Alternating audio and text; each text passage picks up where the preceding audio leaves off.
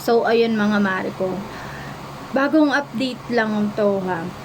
Sa Laguna News ko siya nakita. Share ko lang din naman sa inyo kasi baka hindi nyo pa alam na matagal na talaga inaabangan yung The Big One mga mare ko. So, i-share nyo to para ma-idea din yung iba. So, sasabihin ko na lang din yung news. Babasahin ko na lang sa inyo.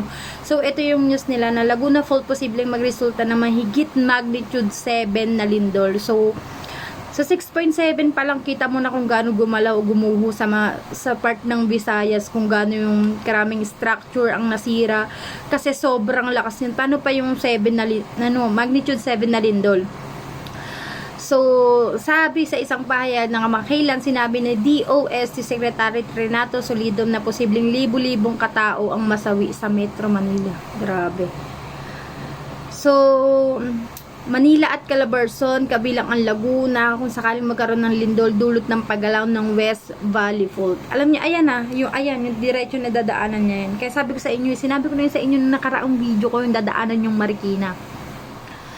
So, mahigit 120 km West Valley Fault binabaybay nito ang mga lungsod ng Santa Rosa at Calamba. Ang paggalaw nito ay posibleng magsiresulta ng sa mahigit magnitude 7 na lindol na dihamak na mas malakas na nangyaring lindol sa Cebu at sa Tanyag Bagyo earthquake noong 1990. Posible rin itong magdulot ng pagsabot at muling aktibo ng mga bulkan sa paligid ng Laguna ng Taal Volcano, Mount Makiling at Mount Banahaw. Tingin yung The Big One.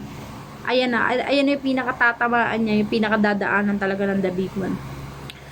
So, magigising yung mga volcano. So, share for everyone sa mga, ayan yung pinaka, West Valley Fault, yung pinaka line na yan. Lagi na lang sinasabi na maghanda sa The Big One. So, kung mas malapit kayo sa dadaanan yan, mag-ingat-ingat kayo. Then, alam niyo na kung nandyan kayo sa part ng ganyan at sinabi na hindi naman nagkulang ang mga news na darating ang The Big One, pero hindi sinabi, disclaimer, walang sinabi kung kailan darating hindi sinabi kung kailan darating yung The Big One na yan.